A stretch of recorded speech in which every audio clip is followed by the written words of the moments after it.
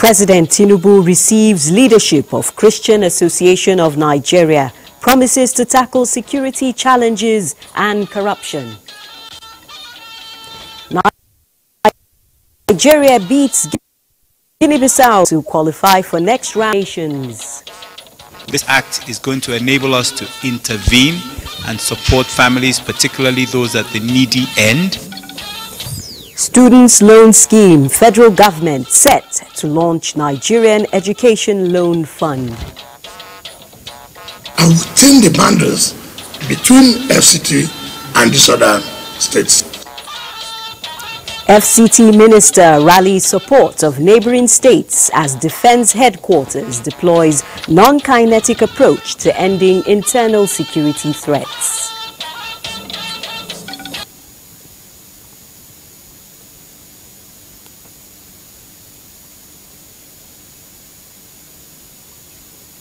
Hello, it's always a pleasure to have you join us on the network news on NTA. I'm Naja Atutijani. Michael Olale will join us from Lagos. NTA Network News is always live on our website, nta.ng/live. Follow us across all social media platforms for current news as well.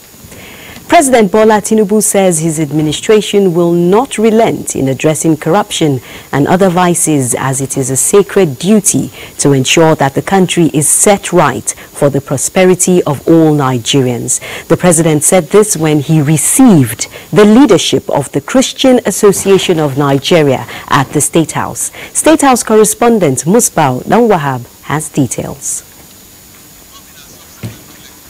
That report will come in our subsequent bulletin. Meanwhile, the federal government is set to launch the Nigerian Education Loan Fund to make the students' loan scheme functional. The executive secretary of the Student Loan Board, Akintunde Sawyer, stated this while briefing State House correspondents after meeting with President Bola Tinubu. The legislation provides for establishment of the Nigerian Education Loan Fund, which will have the power to administer, supervise, coordinate and monitor management of student loans in Nigeria. The loan is expected to be sourced from the education tax. Great opportunity for that applicant, and they are the ones at the center of all of this. This act, effectively, the intention behind it is to ensure that the reason for not being able to go on and further your education at the tertiary level is not for the lack of finance. This act, this law seeks to bridge the gap between desire to study and capacity to go further. It seeks to bridge that gap if the gap is one that is created by lack of finance, lack of funding. This intervention will affect the lives of many Nigerian youth, because that's usually the bracket that want to further their education. It will impact the lives of many Nigerian families, because the onus to pay for education tends to fall on parents or on families. Well, this act is going to enable us to intervene and support families, particularly those at the needy end. Is a way of being accountable to the taxpayer, because the essence of education tax is to consolidate and restore education integrity and quality in Nigeria. And in fulfilling that part of the heart, so that is why education tax fund is one of the sources of funding by God's grace that we use actually to prepare and execute this laudable program. Is required to make an impact on Nigerians who are willing to study but cannot afford it, based on provisions of the legislation. The fund is also expected to receive and screen applications for student loans. Meanwhile, interested students willing to study abroad now have the option to do that in the United Kingdom. Abdullahi Musa Suleja reports that a UK boarding schools exhibition week in Abuja presents the requisite criteria for the opportunity. Are you a parent that wants your children to study abroad and not too sure of what institution to choose? Then this is one opportunity to address your dilemma, offered by reputable schools in the UK, championed by Mark Brooks Education. With 16 years of experience, the body enters into partnership with schools and interfaces with parents and provide necessary information to enable them make the right choice. There are many fantastic schools in Nigeria, but quite often they don't offer sixth form places or places to do the foundation as a preparation for university. So what UK boarding schools offer is an all-round education, opportunities to thrive in sports, co-curricular activities, get training for medical school, for STEM and science and accounts and business-based subjects, so they can get the best possible place in university. We're not here to say we're better than Nigeria's schools, but we're an alternative if people are looking at alternatives, especially for schools that don't offer sixth form places. The information I've gathered here today will help me to plan for my kids, for them to get the best of their education in the UK. There is so much that's on offer and it's incredibly overwhelming, but we need to look at the futures and the careers that don't exist yet, that these students need to prepare themselves for. What this exhibition is all about is to give you the correct pathways, the opportunities. Mark Brooks Education has so far admitted over 1,000 Nigerians since inception who are based in the UK. Abdullahi Musa Suleja, NTA News. Still on education, a 4-day digital and technological training program for secondary school students, tagged Buildathon 2024, has commenced in Owerri, with participants advised to take advantage of the event to upgrade their ICT skills. Kingsley Ononu reports that 500 students from 50 public secondary schools in the state are participating in the exercise. Buildathon is an event organized by the Federal Ministry of Communications, Innovation and Digital Economy in partnership with Raspberry Pi and supported by the Nigerian Communications Commission. It is aimed at harnessing the transformative power of digital technology and innovation to deepen Nigeria's economy, as well as nurturing a new generation of digitally literate and innovative young minds. Speaking at the event, Minister of Communications, Innovation and Digital Economy, Bosun Tijani, represented, says the training program will inculcate into the participants the creative minds they need to excel in life. And we're trying from this young age to groom these students to be able to think digitally, to be able to solve different problems, and to be able to be the next technologists and technocrats of Nigeria and the world. Some of Imo State stakeholders enjoined the participants to make good use of the rare opportunity provided by the federal government. This is a policy direction that government has taken that will impact not just now, but impact the future of our children. What they are here to do is to find ways of converting every adversity into an opportunity. They will become children who are equipped to be on the same pace with their counterparts, globally. It's not a situation now where you say, child, do one thing, you say, I cannot connect. They can just stay in their house and connect London, connect US, connect anywhere. This program will help me to go far in life, to achieve my dreams and my goals. This program will help me as someone who is passionate about tech. The 4-day event, which is simultaneously taking place across 3 cities in the country, namely Owerri, Maiduguri, and Abuja, is training 1,500 senior secondary school students, with 500 students in each location on globally unfolding technological revolution. In Owerri, Kingsley Ononu, NTA News. And now to relocation of agencies. The Northern Senators Forum is to engage the executive arm of government, leadership of the Senate and other relevant stakeholders in relation to concerns raised in some quarters over alleged relocation of some federal agencies to Lagos. Spokesman of the forum, Senator Kawu Sumaila, states members are also committed to addressing concerns of constituents regarding perceived uneven allocation of resources resources in the 2024 budget. Senator Sumaila in the statement adds that as a bridge between the people and government, the forum is seeking amicable resolution within the confines of the Constitution and existing laws. Meanwhile, the Rural Electrification Agency has been requested to supply the House of Representatives Committee on Public Accounts with more documents detailing the utilization of an alleged 12.4 billion naira COVID-19 intervention fund. This is when the agency reappeared before the House Committee on Public Accounts investigating the utilization of the said COVID-19 funds. National Assembly correspondent Joshua Ogunjide reports.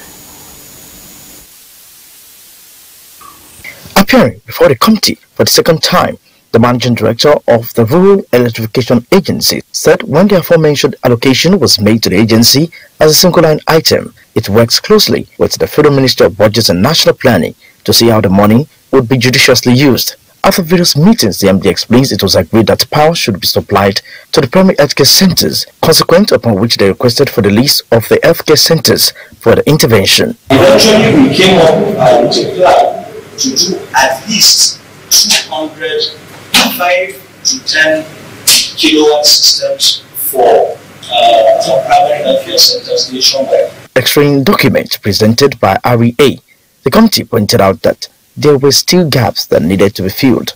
Where the list of the contractors that have the outstanding balance of 612.7 million, we want to know what has happened to this money.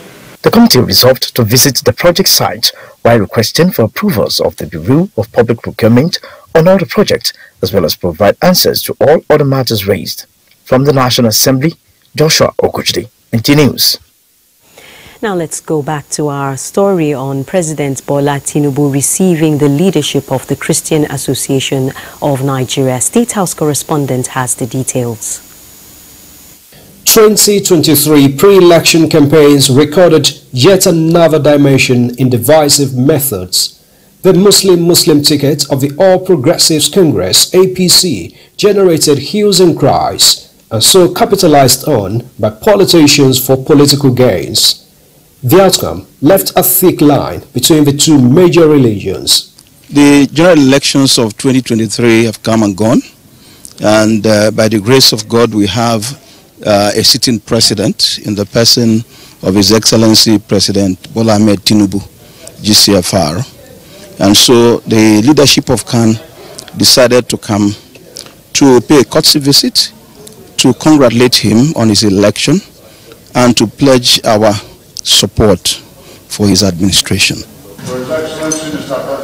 Now President of all Nigerians, President Bola Tinubu received the leadership of the Christian Association of Nigeria. And the President emphasized the role of faith leaders in fostering unity and peace in the country. President Tinubu called on Christian leaders to support the administration's ongoing fight against corruption by encouraging Nigerians to have a change of mindset on money-related matters. Acknowledging the role of religious leaders, the President implored them to continue to preach tolerance, perseverance, and hope for Nigerians. He called for dialogue, as he said public condemnation of a nation is not what makes any citizen a good one. The association commended the social and economic decisions taken so far by the President toward repositioning the country on the path of better prosperity. Oh no, sincerely, what we found out is that the President is actually sensitive to all these challenges that we have. You know, he is aware, and we see him making very positive steps even from the beginning of his administration by the way he has made the appointments so far. He has come with a great sense of inclusiveness, and Nigerians are having a sense of belonging. They want Nigerians to be patient with the government of the day for the benefit of its policies and programs to manifest. So we believe that now we have a listening president, and we urge him to continue on that path and to continue to always look out for those who mean well for this nation and put them into good use.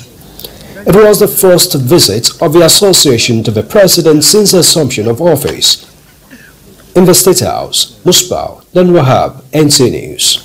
Now let's join Badia Dile for some interesting results at the ongoing Africa Cup of Nations. Badi. Many thanks, Najatu. Opa Sangete on goal in the 30th minute ensured Nigeria beat Guinea-Bissau by a lone goal to qualify to the knockout stage of the Africa Cup of Nations. The match was historic as Moroccan official Botra Kabobi became the first female referee to take charge at AFCON finals. And there's the long ball coming over the top. Picks up on the left-hand side, a great opportunity. Surely it's in the back of the net. Oh, wow! And it's an own goal smash. Now, Nigeria will face the runners-up of Group C in the round of 16 of the Africa Cup of Nations after they placed second in Group A behind the National Thunder of Equatorial Guinea. Abdullah Ajia monitored the match here in Abuja and now reports. It's been another evening of African football in the Africa Cup of Nations. Nigeria's Super Eagles in the last group match engaged Guinea-Bissau. Well, football fans driven by love of country and support for the round later game came out to give their support. And at this viewing center, football fans could not hide their joy and excitement, in addition the anxiety of watching the Super Eagles.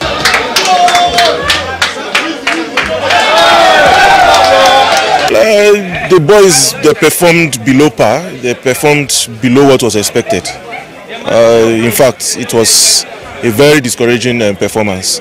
No midfield play, no tactics. It was very, very below par. Despite the fact you scored one and you got 3 points. Well, the goal was as a result of the weakness of the Guinea-Bissau team. So there's nothing to write home about. If they play people who are more technically in-depth, they wouldn't perform so well. The game of football is about goals. It means that we have won the match. And a way forward for us is to progress to the next level.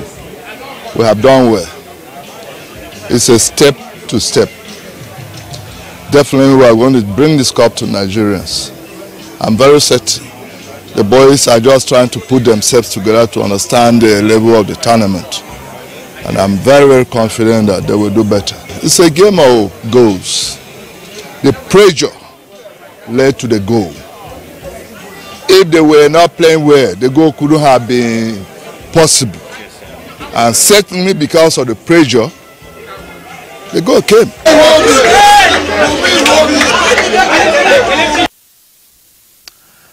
Elsewhere, Emilion Swe continued his goal-scoring form as he netted a brace for Equatorial Guinea in their 4-0 victory over host country Cote d'Ivoire.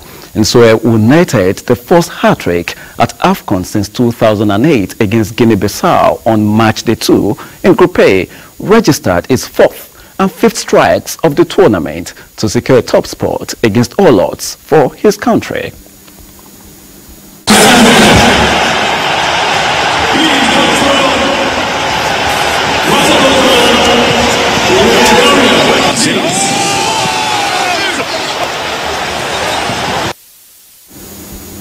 Now let's take a look at Group A final standings. As dark horses, the National Thunder of Equatorial Guinea have 7 points, courtesy of that top drawer performance against host country. Also, the Super Eagles of Nigeria on 7 points, but with lesser goal difference, are second ahead of host Cote d'Ivoire on 3 points, while Guinea-Bissau becomes the first country to officially exit the championship after they lost all 3 matches in Group A. Let's now turn our attention to Tuesday's matches at the tournament where defending champions, the Teranga Lions of Senegal on 6 points, need to avoid defeat to finish as Group C leaders when they take on Guinea, who are currently second with 4 points in 2 matches. 2017 champions Indomitable Lions of Cameroon on 1 point will go all out against a winless Gambia national team in the championship and hope for a favorable result to have a realistic chance of progressing beyond the group stage. In Group D, 2019 champions Algeria on 2 points play Mauritania with no points as Ted Bouake, just as top of the table clash is between Panancras Negras of Angola and the Stallions of Burkina Faso, with both teams on 4 points each. And of course, let's let you know that the Group C encounter between Ghana and Mozambique is live on NTA network, and Ghana just got a goal via a Jordan Ayew penalty. That's AFCON update for now. We'll now take a commercial break. Thanks for staying tuned. We're talking defense now. The defense headquarters is emphasizing application of soft power in ongoing internal security operations across the country. The Chief of Defense Staff, General Christopher Musa, made this known at a course on psychological operation in Abuja, organized by the Defense Intelligence Agency.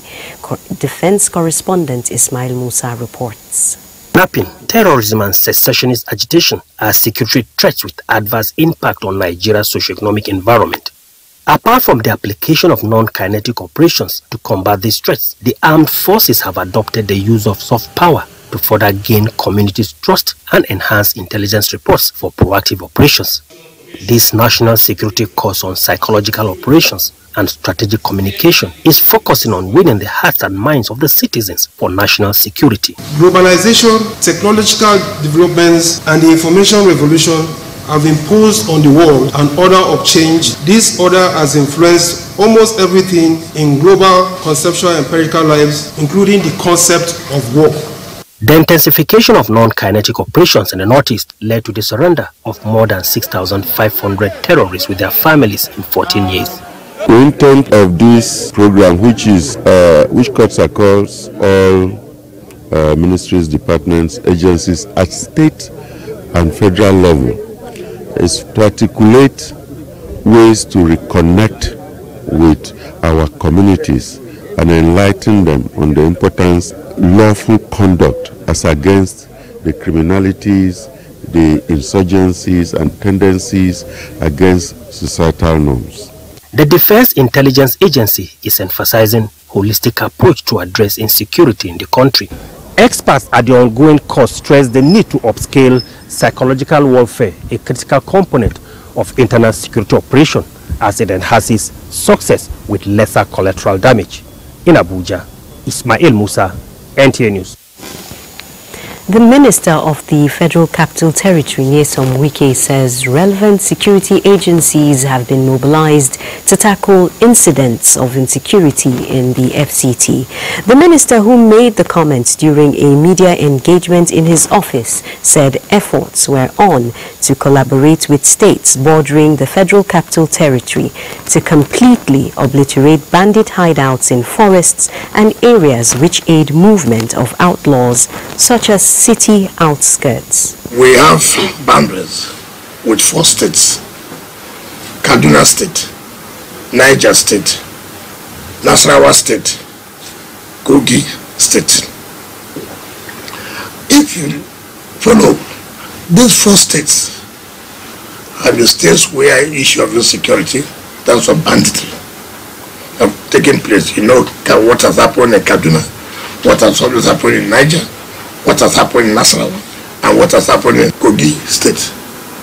Now, both of these things that take place in FCT are within the boundaries between FCT and these other states. Since that incident happened in Buhari, and we had our first Security Council meeting for this year, and then the president had to summon service chiefs, the Minister of Defense, and my humble self, that I'm not going to details. Of course, it didn't take how many days. Look at the achievements they have achieved. Nobody's talking about that. Similarly, the Inspector General of Police Special Intervention Squad has vowed to sustain the heat on every bandit and kidnapper in the nation's capital space to restore confidence and security in the FCT and environs. Onotu Yakubu, who has been following the operation, has an update. From the force headquarters, the squad marked its presence in Kurudu, where 2 persons were recently kidnapped at the Army Post Service Housing Estate. Afterwards, the patrol maneuvered through Orozo axis and as well traveled tens of kilometers through villages such as Chorimbisa and Gugugi Pesa, among others. A strong intelligence ignited the narrowing of the squad's patrol through the routes. Intelligence at disposal is that is a kidnapper's route. So we took all the route to make sure that nothing happens, and they didn't continue their act of kidnapping. That is why we have our drone. We have our binoculars, and we are climbing and viewing to ensure there's no camp, there's no kidnappers camp or bandit camp around at our back of FCT. With sustained vigor, Commissioner of Police Bennett Igwe says the squad has 4 operational rules of engagement against the kidnappers and other criminals terrorizing FCT. It is nightfall, so the team retreats to pick up the operational trace at the dawn of the next morning. Onotu Yakubu, NTA News. This is the network news on NTA. Stay tuned for more news after some messages. This is the network news on NTA. Gombe State Government says it will continue to partner donors in the health sector to attain the required standard of universal health coverage in the state. This is as it inaugurates Go Health Duty Call and Contact Centers across the 11 local government areas of the state. Joseph Zanagambo reports. It is 2 years down the line since the establishment of the Gombe State Contributory Health Management Scheme, Go Health, in the state, and more than 140,000 persons have access to its services at an affordable rate. To provide this opportunity to people at the grassroots, recently local government workers and the non-formal sector have been enrolled on the scheme. The establishment of these Go Health Duty Call Centers in local government areas is to serve as enrollment centers for formal and non-formal sector to receive complaints and as well ensure monitoring and supervision for more effective and efficient healthcare delivery. We are here to further strengthen the already existing Go Health that was established in 2021, and we are strengthening it by the commissioning of a call and contact center. 79% of those people interviewed, of the beneficiaries interviewed, reported being satisfied with the services Go Health is providing. To the beneficiary communities, the initiative is commendable. They don't have to travel long distance to be enrolled or have access to the scheme. The scheme will reduce mortality rate of women and children. For sustainability of the program, it is a great achievement for the state government to take the scheme closer to the grassroots population. In Gombe, Joseph Zanagambo, NTA News. There was 22% reduction in road traffic crashes nationwide, as well as 21% deaths in 2023. Corps Marshal, Federal Road Safety Corps, Dauda Alibiu, made this known while reviewing activities of the Corps in 2023, especially Operation Zero Auto Crash between 15th December 2023 and January 15, 2024. Oyeyemi Ajayi reports. The year 2023 for the Federal Safety Corps started with upward mobilization of human and material resources to achieve maximum impact of highway safety. Between January and December 2023, 10,617 road traffic crashes were recorded nationwide. This figure indicates reduction compared to 13,656 recorded in 2022. 5,081 people died, reflecting 21% reduction of 6,456 in 2022. that we have designed a policy which we have sent to federal government to approve the compulsory installation. It should not be a matter of policy that speed limiting devices must be installed in all vehicles that need to have speed limiting device. So it's coming out as a policy. Vehicles from factory must be fitted. Vehicles being imported must also be fitted with those speed limiting devices. For 2024, further reduction of crashes is the main target of the call, with enhancement of performance of already established task force on overloading of heavy-duty vehicles to curtail fatalities that come with their recklessness. The Corps Marshal is also unequivocal about assault and knockdowns of officers on duty. There was equally the reduction of fatalities recorded from December 15, 2023 to the 15th of January 2024 when compared to the previous one.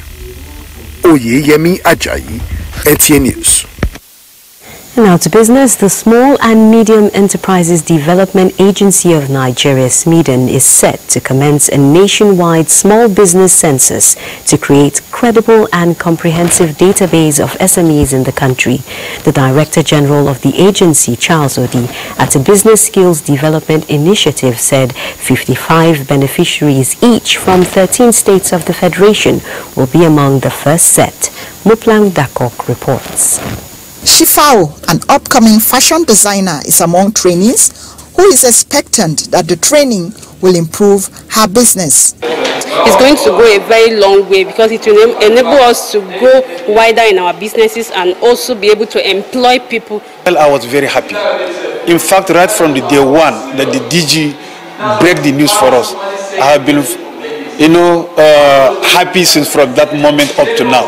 The program is expected to empower and train nano and micro businesses on entrepreneurship education and vocational skills, and will present beneficiaries with various equipment at the end of the program.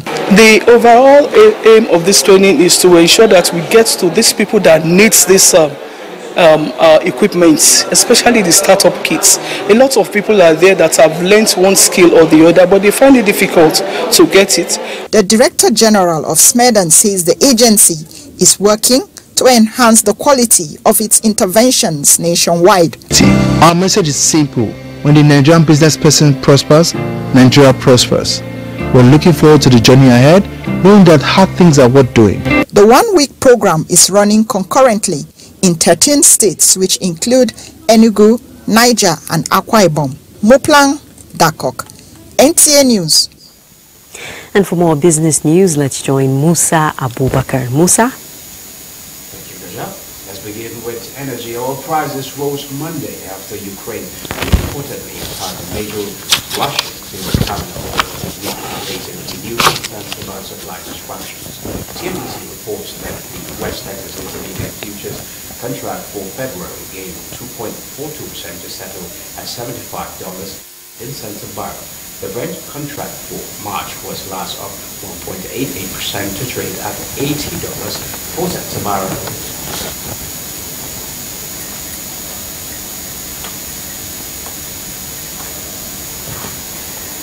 Now the bullish trend in the equities market shows no sign of... No, it seems we have a bit of a problem there. We might rejoin Musa Abubakar. We do apologize for that mix-up. Now let's take this report. The Federal High Court has restrained Governor Siminalayi Fubara from interfering with operations of the Rivers State House of Assembly and its finances. Justice James Omotosho gave the verdict in a suit filed by erstwhile Speaker of the State Assembly, Martin Amewule. That report will come after this timeout. Thanks for staying tuned. Before we bring you the Rivers Report, the federal government will strictly regulate the tobacco industry in compliance with laid-down regulations. The move has become necessary to check the increasing involvement of youths in smoking. The Minister of Health, Mohammed Ali Pati, disclosed this during a tobacco control advocacy program held in Lagos. Bolaji Akim was there for NTA News.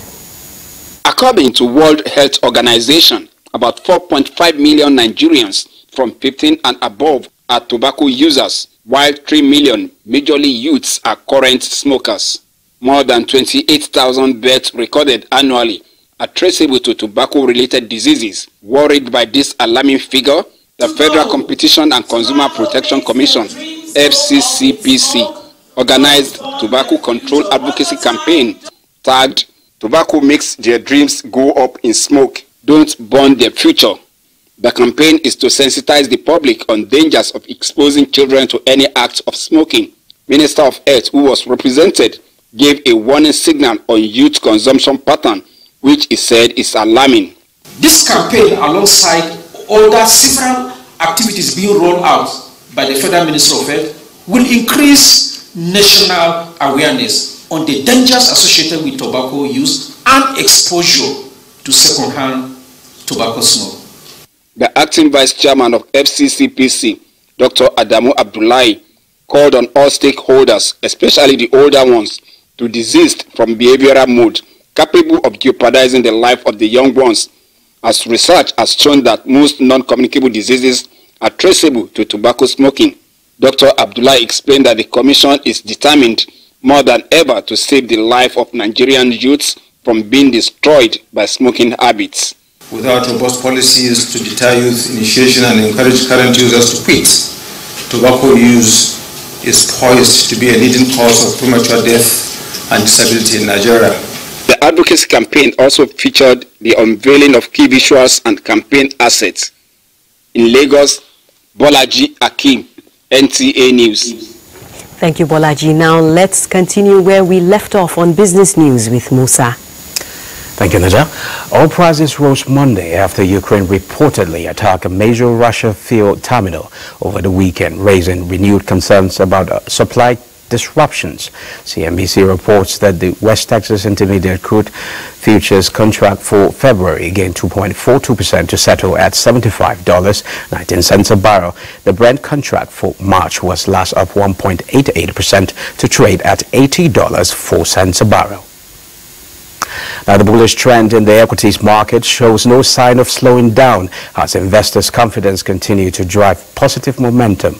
This is the renewed direction Chartered Institute of Brokers say is needed to drive the needed investment for economic growth and development in the country. The performance of the stock market is been extraordinary, something that has come up on account of positive developments in the country. One, the smooth transition of power from one civilian administration to the other. Secondly, the initiation of policies by the federal government that are market friendly. The current administration has positioned itself as a market friendly administration with the kind of policy, economic policies that it has enunciated and it has formulated and they have introduced into the country. The market on Monday hits another milestone, recording an all-share index of 95,768.12 basis point.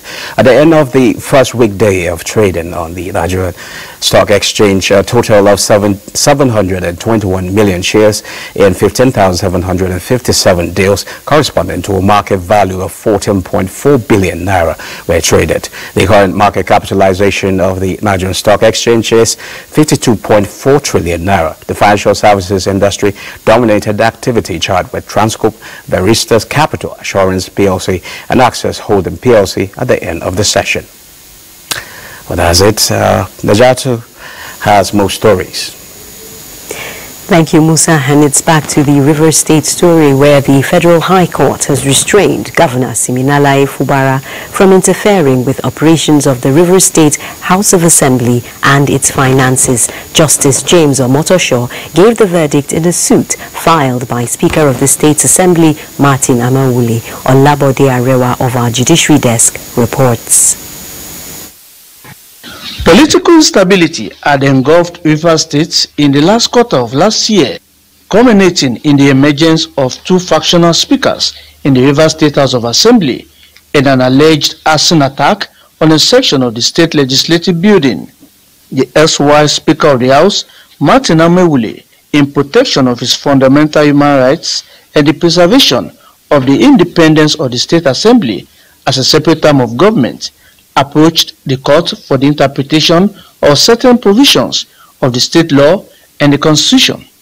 In a landmark judgment, the Federal Court held that some provisions of the Rivers State House of Assembly Establishment Commission Act forbids the state governor or his agents from interfering with the state legislature's operations, its finances, recruitments or employments, as supported also by the Constitution of the Federal Republic of Nigeria, 1999, as amended. Justice Omotosho also restrained the National Assembly from taking over the functions of the Rivers State Assembly in line with the principle of separation of power. The court equally held that conditions precedent for the National Assembly to take over a state legislature were not present in this case. The court observed that after parties had joined issues in the case, Governor Fubara withdrew his pleadings, therefore he cannot enjoy any rights in the matter. The court has restated the law as to the separation of powers of the various organs of government. During the period of the crisis in Rivers State, the Martin Awewule faction defected to the APC, prompting a faction led by Edison Heye to take over the activities of the assembly. In a consequential verdict, the court set aside the 2024 appropriation bill purportedly passed by a faction and ordered a fresh proposed budget to be presented to the assembly. In Abuja, Olabode Arewa, NTA News. The Secretary to the Government of the Federation, George Akume, has expressed shock over the demise of the traditional ruler of Sankera in Benue State, Abu King Shulua, aged 79. Akume describes the late traditional ruler as a lover of peace and unity, whose leadership style facilitated harmonious coexistence among the people of Sankera Kingdom, comprising Katsanala, Logo and Ukum local government areas. King Shulua, until his death, was the Tor Sankera and chairman, Sankera Intermediate Area Traditional Council, member of the Tiv Area Traditional Council and Benue State Council of Traditional Rulers.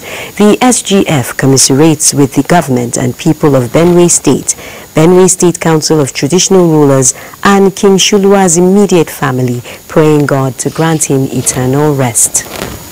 And now for the weather prospects for Tuesday. Have you joined us? Slight dust haze is expected to prevail over the northern parts of the country, with sunny and hazy atmosphere across the central and the inland cities of the south. Patches of cloud with haziness is expected across the coastal cities, with slim prospect of isolated thunderstorms later in the day to parts of Yenagoa, Rivers, Delta and Edo State. Air quality is expected to be unhealthy over the north and the north central cities, and unhealthy for sensitive group over the southern region. I leave you with the temperature forecast across some selected cities. I'm Sefia Senyinsa. Thank you for watching.